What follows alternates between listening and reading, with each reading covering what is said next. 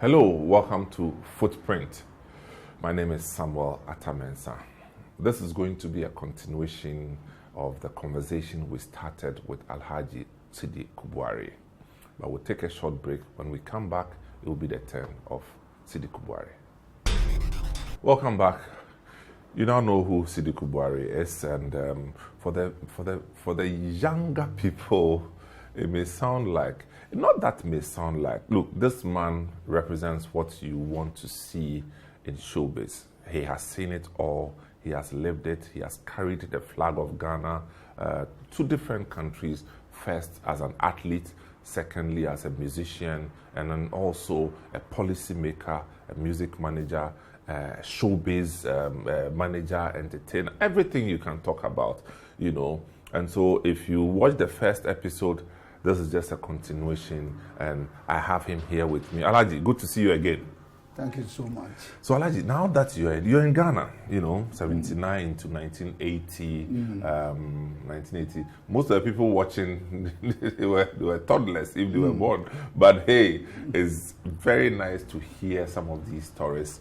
So when you came back to Ghana, what did you do to get yourself grounded? Yes, I established myself in business. When I say business, I have a recording studio. Wow. And then audiovisual equipments, editing, and so on. Wow, and back so in forth. the day. That back in the days, you know, I was having all these facilities.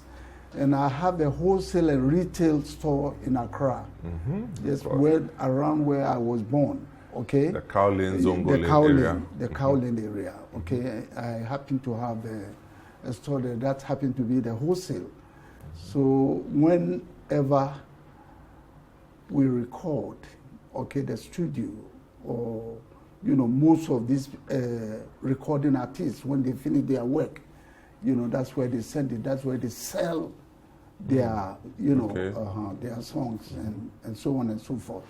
You know, so that is what I did, you know, and that happened to, and then I have a Funky Town disco. The disco. Which one came first, the Funky Town? The Funky Town came before the theater. Okay, why did you do the Funky Town disco? Yeah, because you see, Funky Town happened to be, when you are in music, you have to relate everything to go into music. Because that's what I know. And Funky Town is a place to really entertain yourself. So you know, Funky Town disco, at that time, which were some of the other discos in town? Oh, before you set up Funky Town? To tell you the truth, you know, most of the discos, I wish I remember them. I remember in the early 80s, a lot of them had actually gone down. That's right, you know. Yeah. But then Black Caesar came later. Okay, in those two, Black Caesar's Palace, Eddie Palmer's Black Caesar's Palace. But you had KTK around. We had KTK, yes. I think you know better than I do. No, I don't know. You know better than I don't. You know, KTK was then. Yeah. And then, you know, there are so many discos at Osu in that area. Enclave, yes. Yeah, KTK. Yes, they have all these discos there. But then Funky Town, because I remember Fela, when Fela runs on Kuti, when he comes to the country, that's where he comes. Yeah. Or they come here to enjoy themselves. But see, Funky Town was so huge. I mean, as a young student growing up, and you used to do adverts on TV, on radio, about Funky Town disco. Right. And you had this song that you know, the advert, you know, won't you take me to Funky Town? Well, you know, everybody that time wanted to come to Funky Town. But how did it feel like owning, you know, the place to be for entertainment? And you must then have been very well connected. Well, you know, because I'm into music, and it's like I remember, you know, Courage Kwashiga and all these people, you know, they come here, we have all this night. That's true. You know, these very nice people will come there and enjoy themselves, you know, and it was so nice, you know. But then we were all young, you know. Yeah. It's not something that we will try to do today. But that was. But that's the legacy. It's something that you did which defined the space, you know. And Funky Town was actually on top for a long time. Yes. Maybe for how long? Oh, Funky Town was there for almost about 7 years.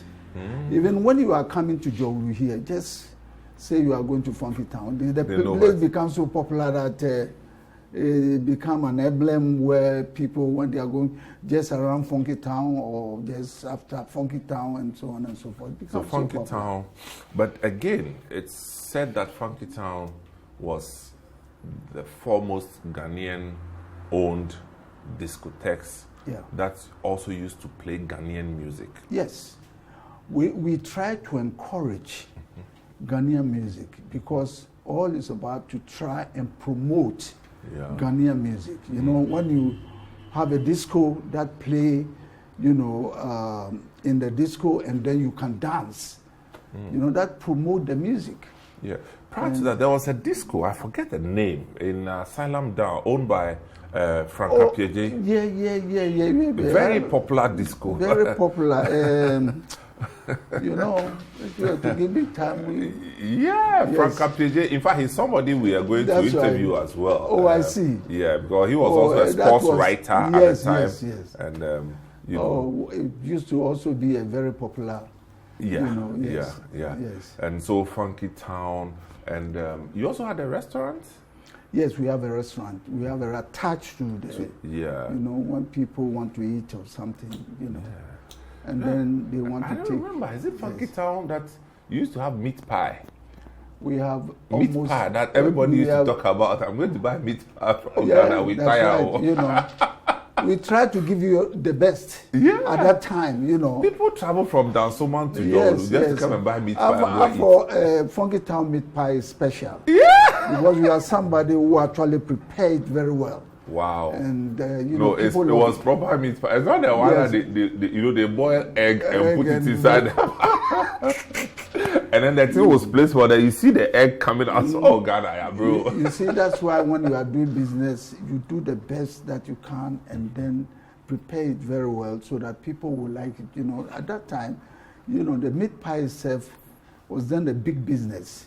True. Because we were making, you know, some money out of it. Look. Out of that meat pie that's... Oh, so you remember meat pie? Oh, no, I remember. I'm not a student, man.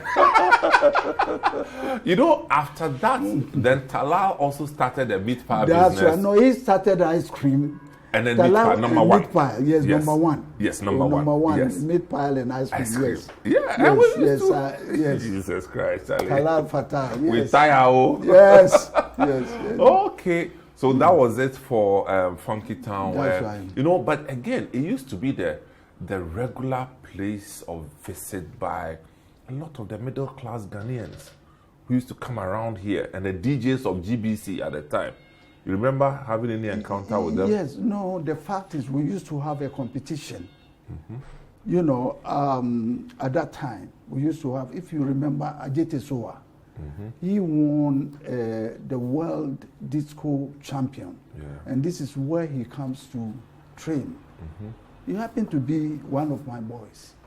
Okay, Attah-Mensah was then a disco champion, you know, the dancing. Okay, and then he went to Great Britain. Malibu. Yes, and then became the champion. You know, and happened to be one of the best in the world. That's correct. So it's been a long time. I haven't seen him. No, he's around. I actually interviewed him not too long ago. I see. So you have Alex Ofori, Carlos Alberto. You know them all. All the guys, policeman, all the guys that you know. Yes. Yeah. You know, anybody who grew up around that time remembers Funky Town and the role it played in the entertainment industry in Ghana. You know, so after Funky Town, then we heard of Sid Theatre. Yes. So why the switch? Well, Sid Theatre happened to come in after I've established myself with these equipments, you know. That's all. And then I came out with a film called AYALOLO. You know, like I said, AYALOLO happened to be one film that actually commercialized in this country. Because what happened was AYALOLO took off from Ghana Film and then Captain Cinema Company and all cinema company in Ghana. You know, I'm not saying that is the first film. Oh, no. Hang on. So AYALOLO was a whole movie? A video, yes, it's a movie. Okay. Okay, and then that took off. And to tell you the truth, you know, at that time, that was the one video production that makes it all over Ghana. And I mean, this clearly was way after Kwansai's. No, Kwansai is celluloid. You cannot compare video to celluloid. No, I'm talking about we the viewers, we don't know the difference. No, okay. Now there are celluloid that is professional. Okay, that is. But this is you know, video production. Video. You are talking about VHS, super VHS. You cannot compare things like that to you know, celluloid. Okay. You know, those are very expensive this thing. And that's why they change to you know, the video. The video is cheaper and quicker. And then it's quicker. And you know, this is where we started. So that was AYALOLO. AYALOLO. Wow. You remember the story? Oh, the story was about an old man who was trying to take advantage of people, okay? And then he has some juju that he can juju people and all this. It's better you see the film. Yeah. You know, telling a story about a film is not... In some way. You know, is this still available? Yeah, but I have a copy though. You know, but it was shown in the, is it Oblonu FM, Obonu TV. Not too long ago. Okay. Well, you know, I mean, but I'm it's sure still there. You are watching bits of that as we speak that's now. Right. Yes. That's AYALOLO for you. AYALOLO. You're watching. AYALOLO is still there. So then. So that was the first indigenous production. And it was done in your own studio? Definitely, yes. Wow. It was done in my studio and it took off. I remember that time when I first took it to the Ghana Film. Yeah. They rejected it. because you didn't do it there? Technical. No. Okay. They were right at that time because it was Reverend Hesse who was then the director at that time. Chris Hesse. You know, he was then director. You know, he was also... he also in had the the same background. Okay. Yeah. And then Mr. Auntie and so on and so forth. But later on, when it was shown at Captain Cinema Company, and they saw the crowd. Of course, Captain controlled. Yes, they saw the crowd. They were compared to come to Funky Town at that time to come and see me. And then negotiate with me, and then that's how I give it to them. But tell me, so that became the first Ghanaian film that takes off professionally. You know, when you talk about commercially in the whole country. Right, AYALOLO. AYALOLO. Let me get back to Captain. Yes. Which of his theaters? Orion was the one that I stood by. It was shown at Opera Cinema, Odeon Cinema, you know, and so on. Captain Cinema Company. Orion, Odeon, Circle, Opera in Accra Central, Palladium Cinema, yes, Odeon, in Adedenpo. Yes, Odeon is at Tema. Odeon in Kumasi, Swami Runabout. Okay, and then they have another one also at and then Rivoli was for a different company. No. Okay. Rivoli, I don't think is for them. How about Rex? No, Rex is for Ghana Film. Oh, I see. But the Rex showed it later. You know, then when it was shown and they realized that no, that was money making. They've never made such money since they started showing. They told me the Opera Cinema Company. And so that's what started commercially. But you know, before then, when we go to opera, we are watching Chinese movies what the Chinese people are saying, we don't understand. All we hear is, hey, and the Indian one, they do want to know. They are singing some song that we don't even understand. We didn't know that they were all rehearsed and choreographed, you know. And the Chinese people, there's what we call blowman, there's what we call killer. That's right. And by all means, the killer will die at the end of it. It was so predictable. So I can understand why we all were excited about Ayalolo. Yeah, that's right. Ayalolo took off, and then that's when people realized that there is so much to be made from Ghanaian film. And this is how it started. Wow. You know, before then, before Ayalolo, there was a film like Diabolo and... Oh, Diabolo came before Ayalolo? No, it came before Ayalolo, but that was not showing commercially. That was showing in a very small... The video centers. Video centers, okay? Yeah. But Ayalolo was the one that took off from cinemas. Oh, okay. The first film in Ghana here. But of course, you are a big boy. Okay, not a matter of business. Seriously. It's a matter of business. It's a matter of business, you know, because they realize that, you know, because sometimes you have to have that kind of foresight to be able to know what can bring money. Yeah. Because I remember when I was telling them that try it. They didn't want to try it, you know, but then until they realized that no, you know, and people were demanding it, and then they realized that no. Wow. They have to. So that was defining the space. Yes, yes. Being at the forefront. It was box office, if you want to know the truth. Very much so. It makes it so big, okay, in the country. And that's how people also follow up, and they started. Then after Ayalolo, you come Ugbo Part 1, Ugbo Part 2, Man, Woman, Who is to Blame. Were these all your movies? My movies. So Ugbo Part 1, Ugbo Part 1, Ugbo Part 2, Man, Woman, Who is to Blame. No, I remember Man, Woman, because there was a man wearing some woman clothes. Watch it. And you had this TV advert, Man, Woman.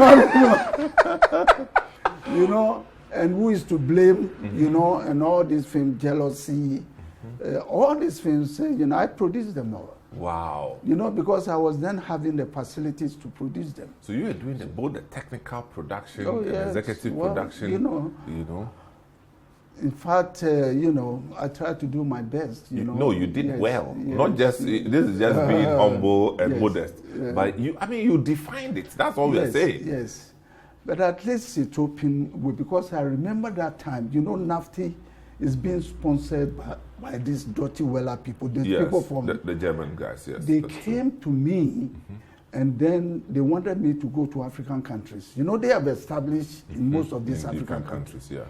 And then they came to me, wanted me to go with Bill Marshall. He was then the director of NAFTI. Yeah. So I went together with Bill Marshall, you know, to some of these African countries. Yeah. Okay, and also some of the past students to teach them. Me, I teach the business side of it, and they teach the technical side of it. Yeah. And that's how the Ghanaian, you know, film that is existing now, that's how it took off from other parts of Africa. So if you see African film, like a video production, which is taking place now in all African countries, even Nigeria, okay, you know that is from Ghana. Ghana was the first. Oh, Nigeria wasn't? What? I'm just asking. That Nigeria was ahead of us with that? No. Listen. Tell me. What happened is Ghana who started. Oh, really? And when Ghana started, then Nigeria was able to put more money into it. They get all these special effects and all these, you know, sophisticated equipment. Of course, they have and then money. that's how they overtake Ghana. Right. But Ghana was the place that it was started. Oh, right. Video production started here in this country. Before we went to some of Bill Marshall, if he's still alive, ask Bill. Yeah. We went and then was teaching them how you how went to to Nigeria as well? We went to Nigeria, we went to Cameroon, all over. Wow. You know, Bill Marshall, myself, Bill Marshall, and some of the past students. We went there and then we teach them how to do it. And that's how they started gradually. NTA was very strong in Nigeria. You see, but what happened is Nigeria spend money professionally. You see, here we don't spend money. We don't have. Well, I wouldn't say we don't. I mean, as compared to Nigeria, we don't have that. No, Nigeria is big. You know, seriously, the country itself, commercially, you know, if you are selling something, you can sell it more in Nigeria than Ghana. Yeah. That's the thing. But then if you talk about professionally, you know, it started here in Ghana. Oh, I see. The video production before going to Nigeria. But then Nigeria overtake us. You know, Nigeria actually have a very good equipment. Oh, good. You know? Good. And, you know, the shooting and all these things, you need a sophisticated equipment, you know, to use and then professionally. Wow. And Nigeria make it big. Wow. You know, but we are still trotting anyway, we get there. You're still watching The Footprint on City TV with Alhaji Sidiku Buari. We are now talking about the Sit Theatre and the kind of products that came out of the Sit Theatre. We'll take a short break. When we come back, we'll look at how Sit Theatre influenced the industry in Ghana better, and then we'll rope into how he himself got into policy administration, industry administration, and the others that followed.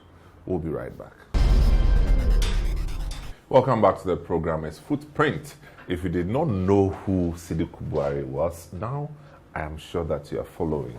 And Alhaji is here with me. Alhaji, so Sit Theatre was the place, was the destination. It defined the geography of Jowulu in Accra. I mean, if you picked a taxi or even trotro, and they say, "Oh, I'm going to Sit Theatre," you know, true? Yes. That was it. So Sit Theatre, it went beyond the specific location to the entire area called Sit Theatre. And you were showing other movies, right? Or it was only your movies? No. Other movies. Yeah. We show all Ghanaian movies. Ghanaian movies, yes. Yeah. And it was popular, right? Very popular. Very popular. As a matter of fact, during that time, you see that, you know, most of the films, when they release any good films, it comes here. Yeah. You know, we show here, and then Ghana film industry, you know, at the same time. Because even when the traditional movie theaters, when I talk about traditional movie theaters, I'm talking about the Rexes, the Odeons, the Rivolis, you know, Ofe in Kolegono, and the one in Malata. There was one in Malata. Oxford Cinema. Yes. You know, when they were all going down, Sit Theatre was still standing. That's right. That's right. Because of your personality, Alhaji. Well, the fact is, you know, if you are showing a good film, if you have a good thing, you don't have to be scared. You know, people will keep on coming. You give them what they want. Yeah. If you give public what they want, they will keep on coming. Yeah. And that's why Sit Theatre, you know, was able to stay. Yes. So managing Sit Theatre, managing audio-visual productions, and then you also did a few more music recordings. Remember some of them? Yes. If you look at Keke Kabubu, all his hits was produced from my place. A lot of was he part of your group? No, Keke Kabubu actually came here. He was then playing for me. At that time, he was a drummer. He wasn't actually a singer. You know, he played with SBS Press. That was your... When I was here, that happened to be my group. So his recording, all his recording was done here. Okay? And if you ever hear a young man called Kwesi Yobo, he's dead now. Kwesi Yobo. Oh, Kwesi Yobo. Kwesi Yobo. Yeah. He happened to be one of the finest engineer when you talk about recording. Seriously, he has recorded a lot of people like Lumba and you know, so all these top people. This name was very prominent before people started going to Germany. They do the first one here and take the final to Germany. And he is the one who was also who does all this work for them.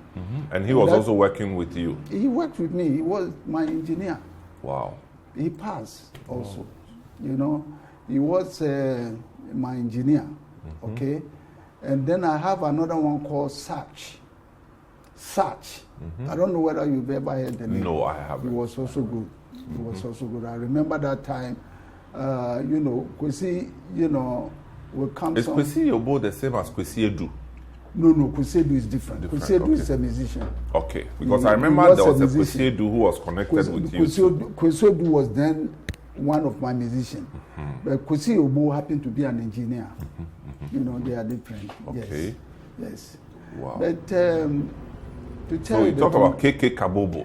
Remember some of his songs that he did here? Oh, Nyati Nyati and all these, his songs. Sana Besiale, Nyati girl.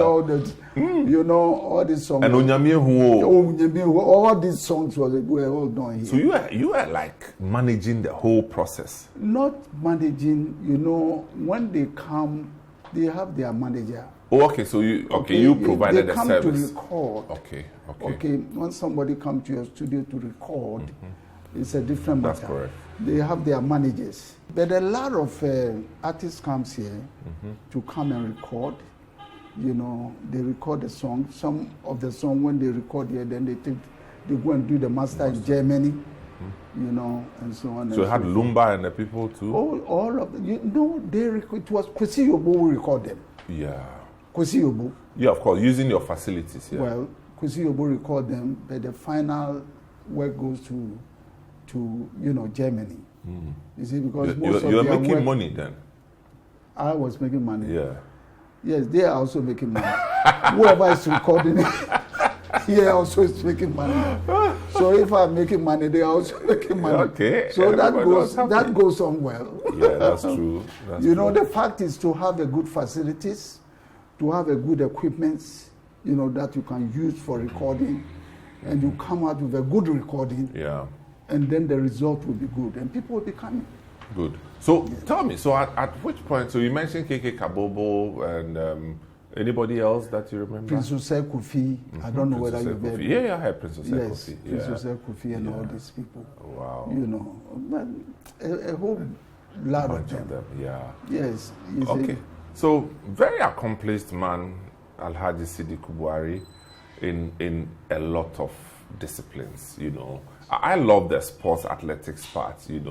And he didn't elaborate on this one, but he played some baseball in America too. Maybe not at the professional level, but very active in school.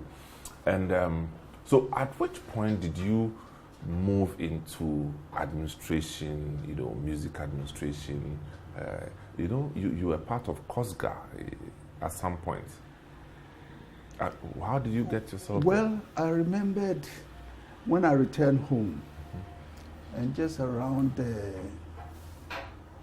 1989, just around 1989, I was called by Dr. Ben Abdallah. They formed a team, of musicians, and they wanted us to revive the musician, because the Musician Union of Ghana was then dead. Yeah. Actually, there wasn't musicians for almost about 4 or 5 years. They weren't existing. So Ben Abdallah wanted to bring the Musician Union back. So I was among myself. Was it Jack Onimo part of it? No, that time he wasn't part of it. It was Ganaba. Kofi Ganaba. Guy Warren. And then this guy, Nana Kwame Mpidu. And then Joe Mensah. He was then in Ghana. Of course. And myself.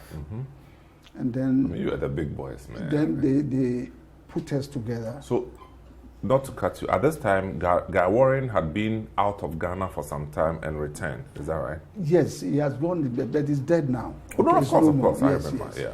He returned, so he was then the chair, the chairman for that, board. And then we were trying to put, Musician Union of Ghana together at that time, because Musician Union was not existing, like I said, for a very long time.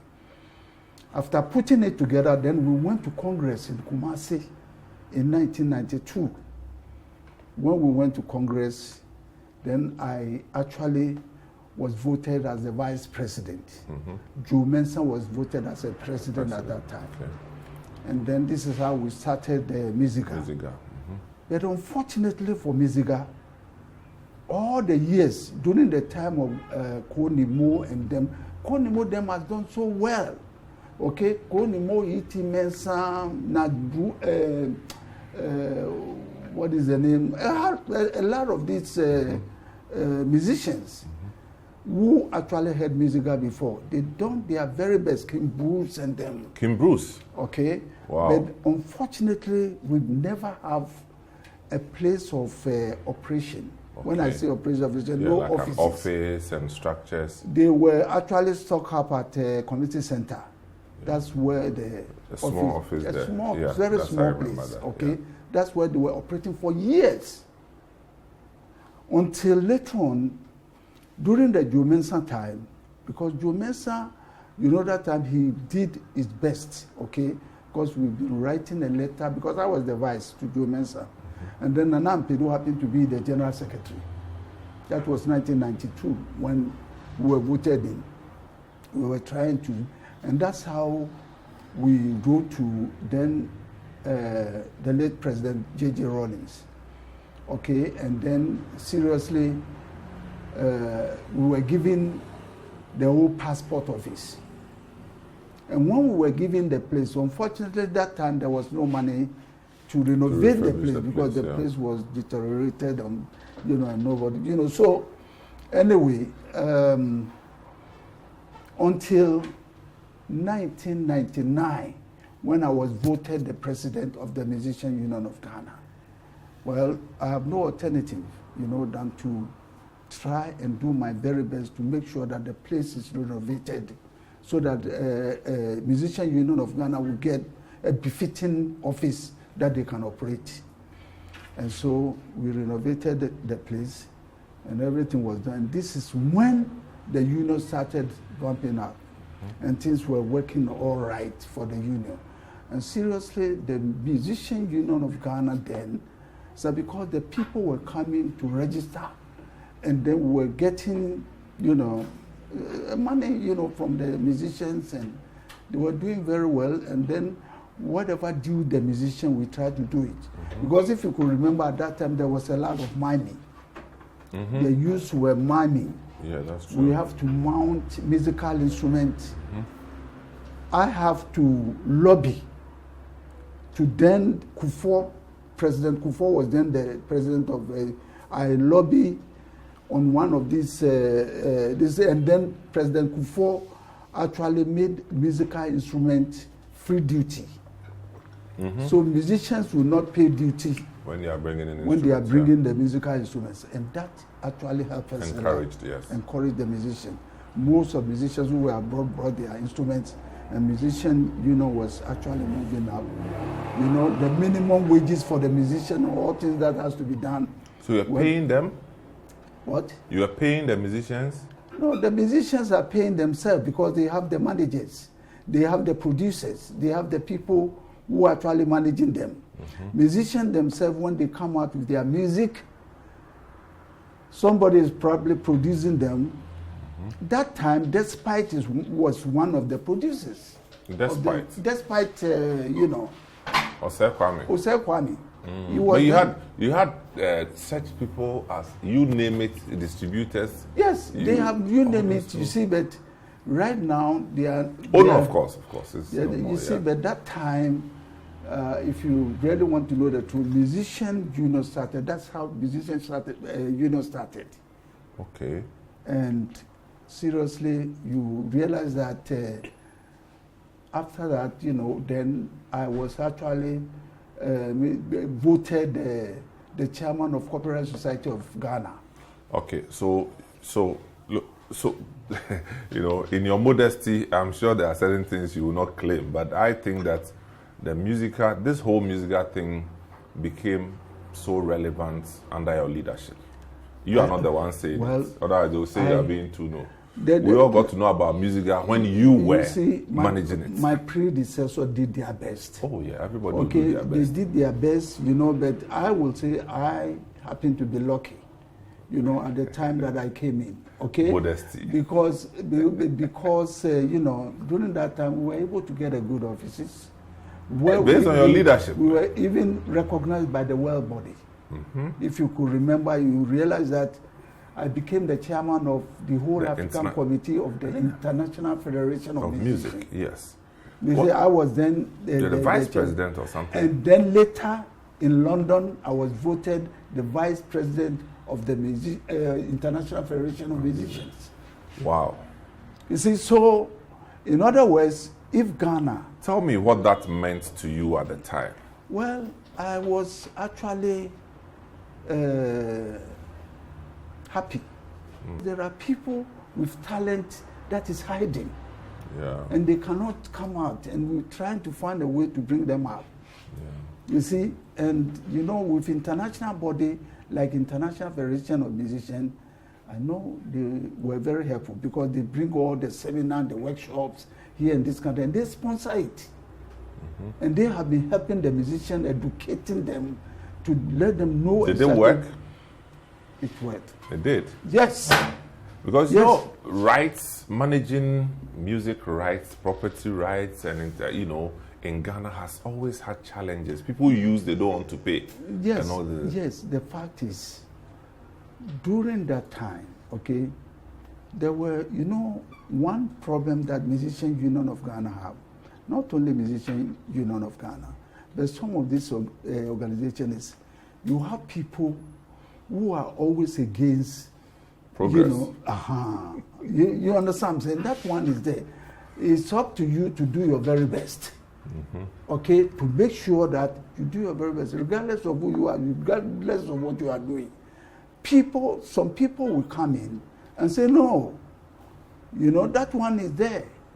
But if you could see Ghana become the vice president, voted vice president of the International Federation of Musicians, you know that we have reached somewhere.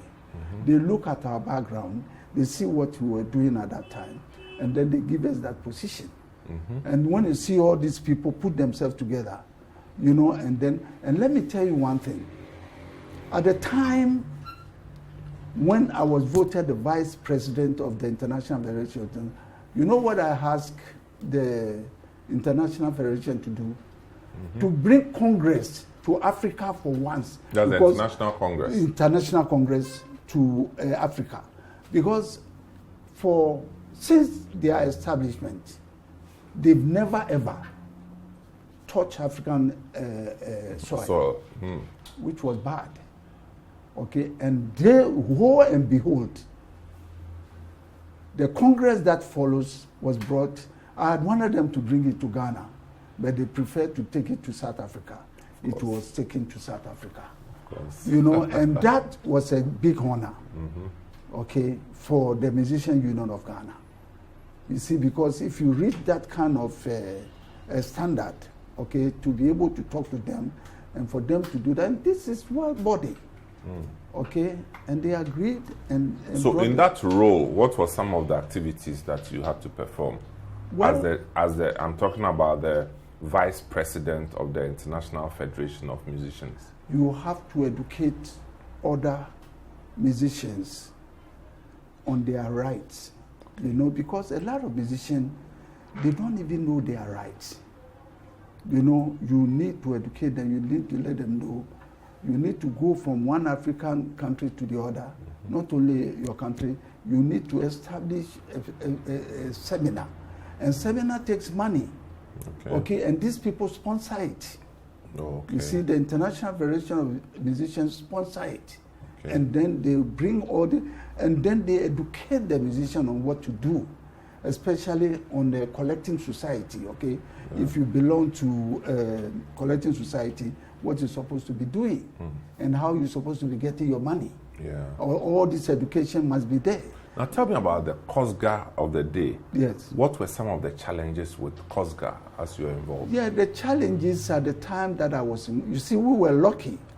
Because I am a fight hard person. You know, I make sure because there are levies that was hiding for a long time. And you are collecting those levies from who? That levy, we collected from the government. You see, that one comes from the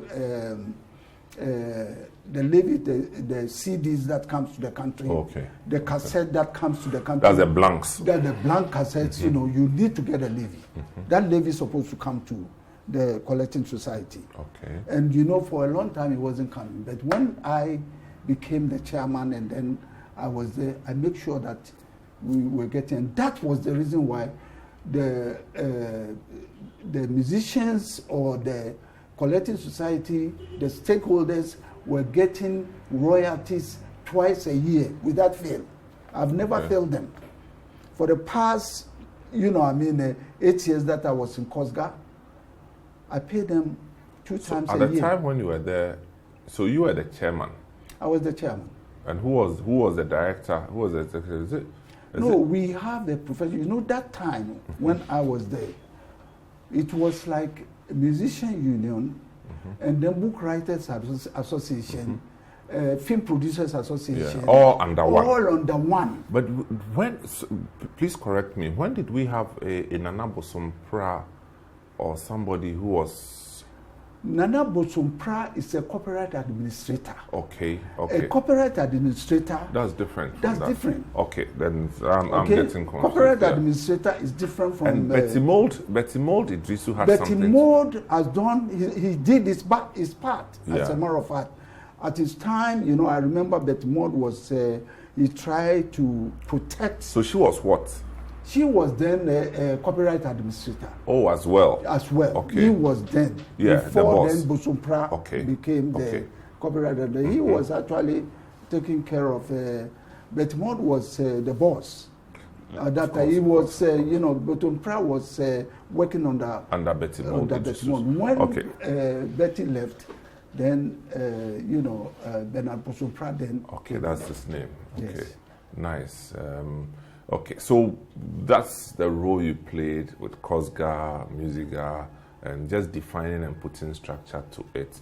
Okay, so if you didn't know now, you know how this whole COSGA thing... Now, COSGA has tried to separate all the bodies, as you heard, the copy people They've changed the name COSGA now, and seriously, it's changed. Yeah. Okay. The audiovisual people have their own now. They have their own. The literature book people to have their own. Music, the music people to have their own. also have their own. Yeah. I think it's clear. We did very clear. Yeah, clear now. Okay, because whatever you earn is what you're supposed to get. Okay, because before then, they get the money and they share it for everybody. And that was where the problem was. That's right. Good. But now it's different. Good. Okay. We hope that it gets better, even better. It will be better. It will be better. It just take a little more time. Okay. Yeah. Because whatever you do, you just have to do your best. Especially here in this country, you keep going and try to do your very best. Okay. People, you are still watching Footprint. Yeah. I have Alhaji Sidiku Buari. We'll take a short break. We'll be right back. Welcome back. This is Footprint on City TV. My name is Attah-Mensah, and I'm here with Alhaji Sidiku Buari. So, Alhaji, from the mid-60s, in your active life as a professional athletics person, moving to the US, moving into music, audiovisuals, and all these things, an active life spanning about 5 decades, 5 to 6 decades, in fact. Yeah, 6 decades, actually. And at all times, you've been relevant as a Ghanaian and contributing to this society. In most of the cases, you actually defined the space. You actually defined the blueprint for how people operated will be traced back to the work that you put in. In your quiet moments as Alhaji Sidiku Buari, when you sit down and all the children are everywhere else and you are in your room and you think through, reflect, do you feel that this system, this society has recognized you? Well, usually this is not unusual. If they don't recognize me, the reason why I'm saying this is because sometimes, okay, you do all your best, okay, and you are not recognized, okay, but God knows that you have done your best. The only belief that I have is that do your very best, even if you are not recognized, God will recognize you. Mm-hmm. I think I've tried to do my very best. You have done well. You know, and if I've done my very best, you're talking about people, we are living in a world where there is a lot of jealousy, there is a lot of hatred. You know, we're supposed to be brothers to each other, and we diverted sometimes, you know, we say certain things that is, you know, is not actually not helpful. Yeah. It's not helpful, you know. But what I believe very much is that inside you, even if you are against something, you know you are wrong, and then you don't do it. Okay? When you are right, you just follow your rightfulness and do the right that you could do. Remember getting any awards? Well, for the award, I have about 62 awards. 62? 62 awards. From where? Oh, from local, international, and all Tell that. me I've about been getting award. You know, I've been getting award a long time, even the state award and all these. Which ones? Let's take it. I know I know you. Again, your modesty that was 2000 by President Kufuor. Yeah. You know, I had a grand award. Wow. Okay. For your contribution. For your contribution, you know, because the state award, apart from the state award, you got an international award. Which ones? I get an award from International Federation of Musicians. Okay, they gave me a special award. Okay, that was when I was leaving, you know, and then, you know, I mean, you know, so many awards. Seriously, I cannot count it. If you look at my certificate and, you know, your cabinet, my cabinet is full of awards. But all of the awards that you have received, which of them meant so much to you? Well, the state award meant so much to me because when you are recognized by states at that level, okay, going to the presidency level, recognizing you, that I think is a big thing. Okay, to me, okay, even though there were a lot of musical award and so on and so forth, but the state award happened to be very, very important to me. Yes. Wow. Yes. So these awards which you have decorated your cabinet with, and I'm sure from time to time, even when you are not actively involved in music, people still remember you. Oh, definitely, because I have award for film. For film as well. For film, you know, for music, for, you know, all kind of awards abroad in Britain. Okay, I have a award, you know, I have award in the US, you know, the Ghanaian Society Award and so on and so forth.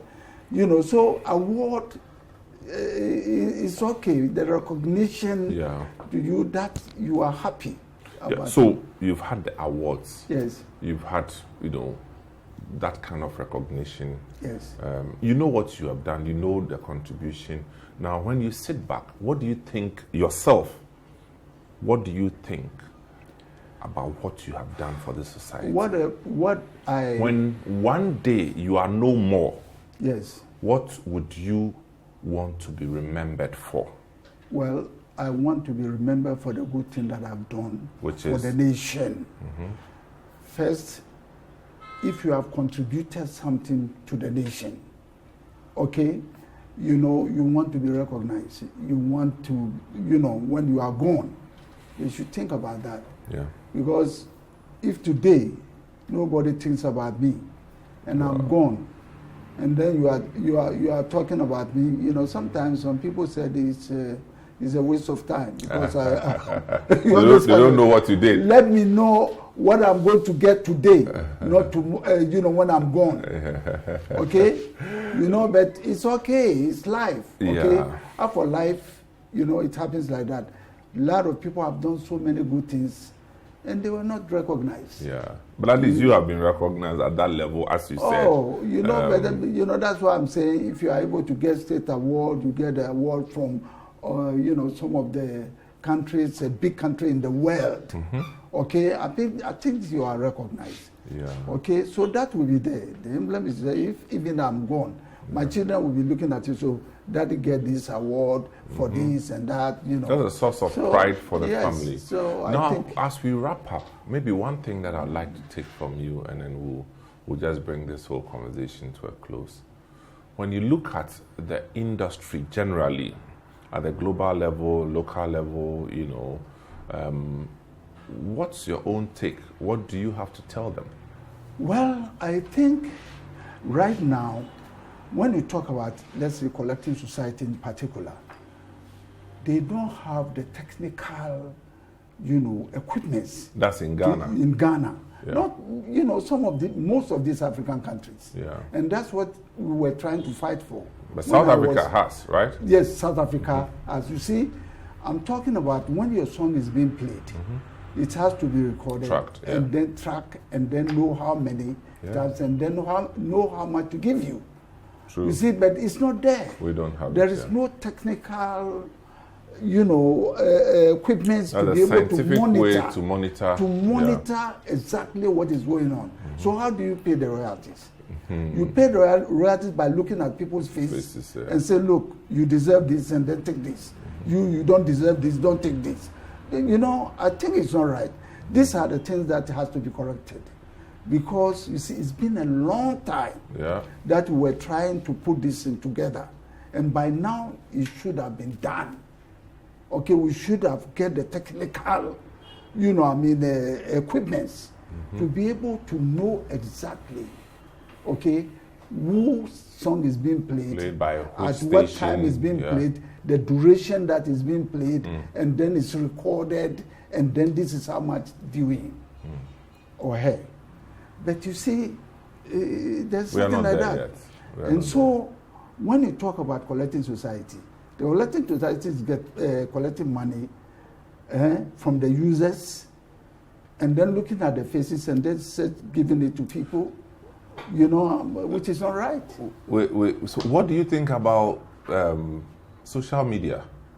The social media, sometimes you see certain things that is not right.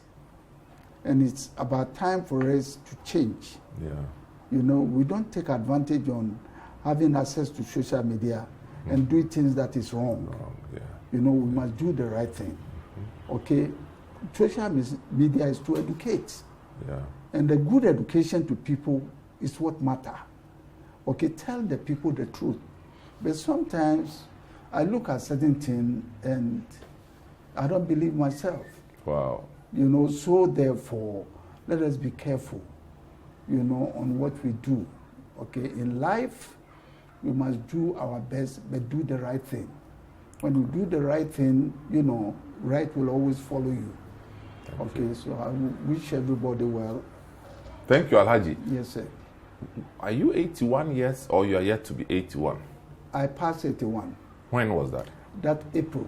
April 21st? April 21st, I passed 81. And you were 81? Yes. Wow. 81, yes. And you will live longer? By the grace of Almighty. Oh, you will live longer. If I keep on going like this, I will live longer. Oh, no, you will keep on going like this. Yes. Because I don't owe anybody. Thank you. Alhaji, thank you so much. Thank you so much. We are so happy you made time for us today. Thank you. We'll be keeping in touch. Yes, I really appreciate it. People, you just heard Alhaji Sidiku Buari. Not a lot more to say. You've heard it for yourself. Thank you for watching. My name is Samuel Attah-Mensah. See you next time.